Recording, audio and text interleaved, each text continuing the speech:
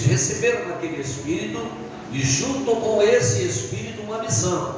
Assim como o primeiro homem lá no Jardim do Éden recebeu uma missão, Deus falou para eles o quê? Coloca nome nesses animais, coloca nome nas árvores, continua por aí. Toda tarde eu vou vir aqui bater um papo com vocês. Você, Adão, você, Eva, nós vamos estar sempre juntos aqui. A missão de vocês é crescer, é multiplicar, é fazer a terra encher. Eu quero um monte de homens e mulheres na terra, tudo a minha imagem e semelhança, igual eu sou, santo, igual você é. Só que Adão desobedeceu a Deus, e aí entrou a maldade, e a semelhança de Deus saiu. Então, quando Jesus Cristo veio reconstruir esse caráter humano, esse caráter cristão, essa nova criatura, essa nova criação de Deus, Ele sopra do Espírito sobre os discípulos que ali estavam, e junto com o soprar do Espírito, Ele dá também uma missão para aqueles discípulos que ali estavam, e é essa missão que chegou até a nós. Nós que temos o Espírito, que Jesus soprou sobre nós o seu Espírito Santo, temos essa missão que eu vou ler para você agora. Disse-lhe Jesus outra vez, estou lendo o versículo 21, disse-lhe Jesus, pois, outra vez, paz seja convosco, assim como o Pai me enviou, também eu vos envio. Preste atenção que Jesus está falando segunda vez. A primeira vez ele falou, paz seja convosco, os seus discípulos, e os discípulos os reconheceram. Representa paz o Pai.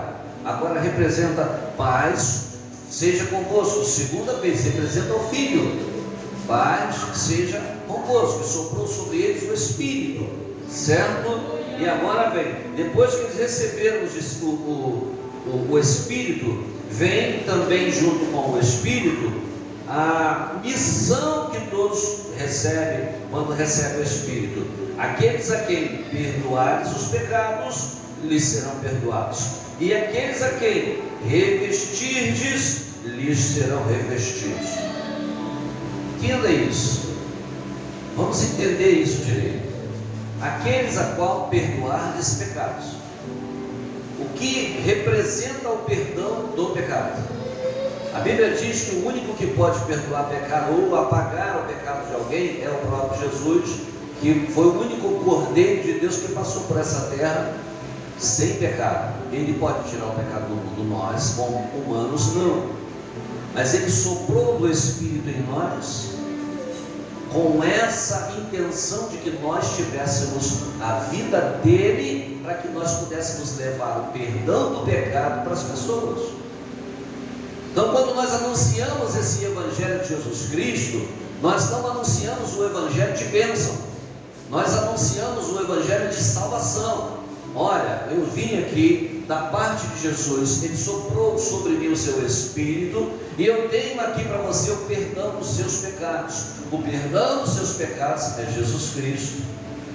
Assim como Ele me perdoou e me faz hoje salvo, lavado e remido no sangue do Cordeiro, Ele também fará contigo. Você quer esse Jesus Cristo? Essa é a forma do perdão chegar àquelas pessoas que ainda não tiveram o verdadeiro encontro com Jesus Cristo. Esse é o perdão dos pecados. É você pregar que Jesus Cristo tira o pecado do mundo. É você pregar o que João Batista pregou no início: arrependei-vos e convertei-vos para que sejam apagados os vossos pecados. Esse Evangelho de tirar o pecado do mundo está na minha vida, está na vida de cada um de vocês que receberam o sopro de Jesus Cristo na hora em que Ele estava com seus discípulos. Ele estava mostrando que Ele faria isso o tempo todo conosco. Sabe por quê? Porque a presença de Deus estaria no nosso meio, pela presença do Espírito Santo, que foi soprado e que continua se multiplicando pela igreja do Senhor Jesus Cristo. Então nós precisamos crer, porque Jesus Cristo nos diz que mais bem-aventurados são aqueles que não viram, como os discípulos que recebemos o Espírito de Deus, nós somos mais que abençoados, mais que bem-aventurados. A quem perdoardes os pecados, lhes serão perdoados, e aqueles a quem os revestirdes, lhes são revestidos. O que eu vejo como o revestirmos, irmãos, pastores, homens de Deus, ungidos do Senhor que estão presentes aqui, entenda isso, essa missão que Deus deu para você. É você quem vai revestir as pessoas. Por isso a palavra de Deus nos ensina que é uma excelente coisa quando você quer ser um obreiro da casa do Senhor, um ungido evangelista da casa do Senhor, um diácono da casa do Senhor, um pastor, um bispo.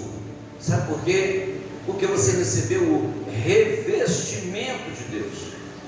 O revestimento ele vem pela unção do óleo.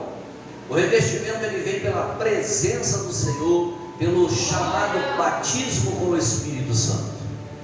Então, quando você recebe de Deus a unção, quando você recebe de Deus o perdão dos seus pecados, você tem que buscar o revestimento. Eu aceitei Jesus como meu Senhor e Salvador. Qual o meu próximo passo? Confirma isso no batismo. Dentro do batismo, nas águas batismais, você está confirmado que é nova criatura. O Espírito habita em você. Agora você tem que buscar o quê?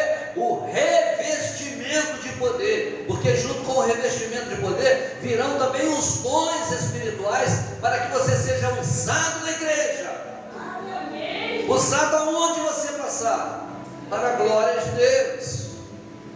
Então, aqueles que recebem de Deus o perdão dos pecados, também recebem o revestimento, está preparado, a sua missão está completa, e ele tem que produzir resultado.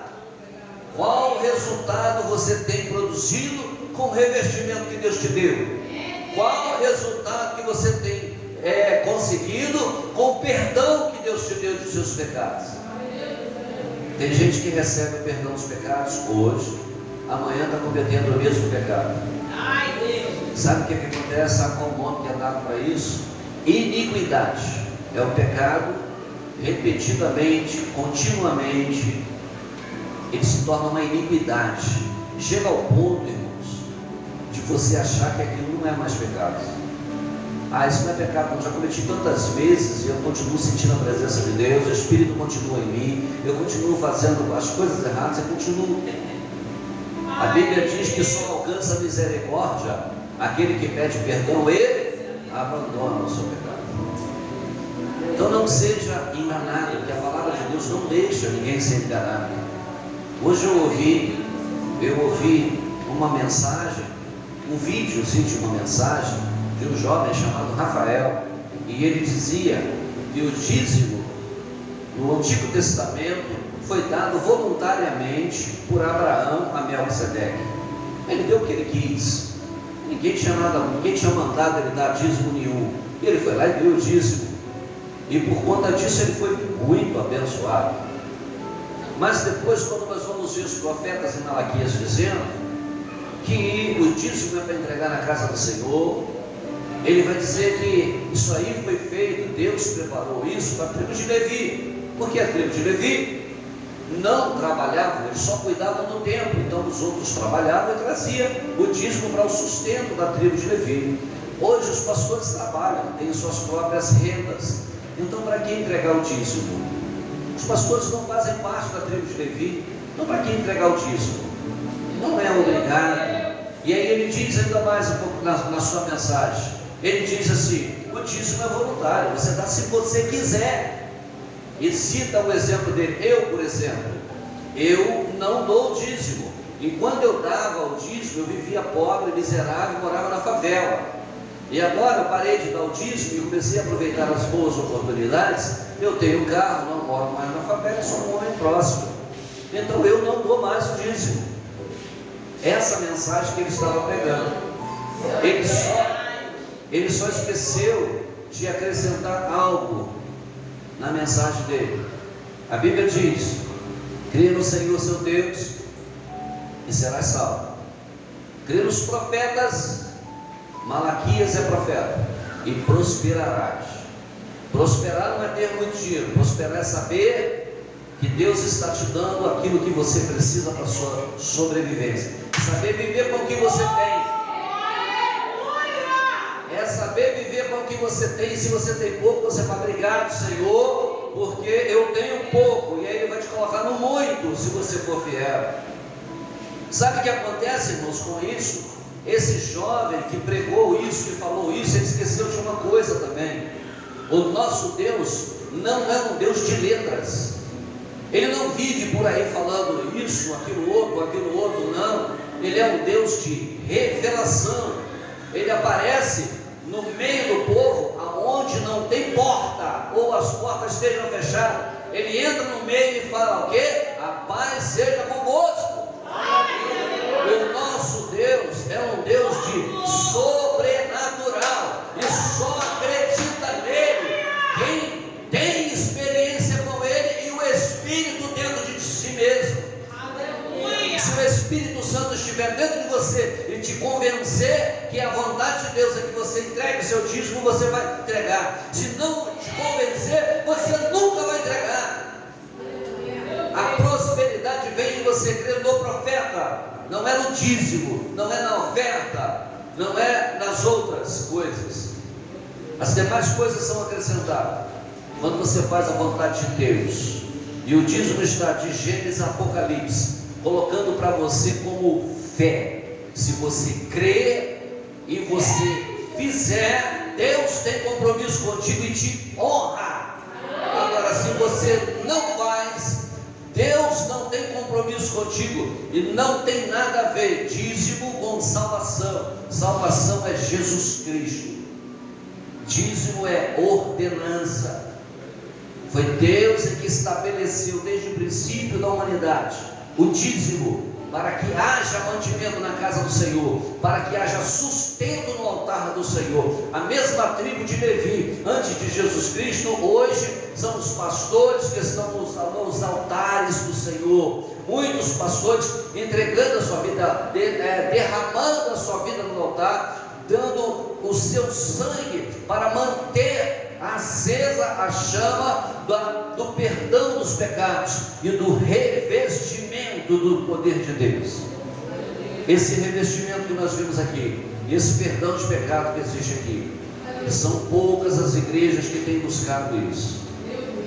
Buscar o perdão do seu pecado, buscar o revestimento do Espírito de Deus. São poucas igrejas que estão buscando isso. As igrejas estão buscando muitas bênçãos, estão buscando chave de casa, chave de carro, operação de maravilhas. Não que o nosso Deus não faça isso, mas isso são demais coisas, serão acrescentados se vocês pedirem perdão pelos vossos pecados, se vocês buscarem o revestimento de Deus para a sua vida. Eu vou parar por aqui, porque as aulas já se foram, já tem meia hora que eu estou pregando aqui. Então, eu quero agradecer a Deus pela vida de vocês, e domingo eu continuo com esta palavra, para que vocês possam entender qual é a missão de cada um dos seus, amém? Dos seus chamados por Jesus Cristo, amém?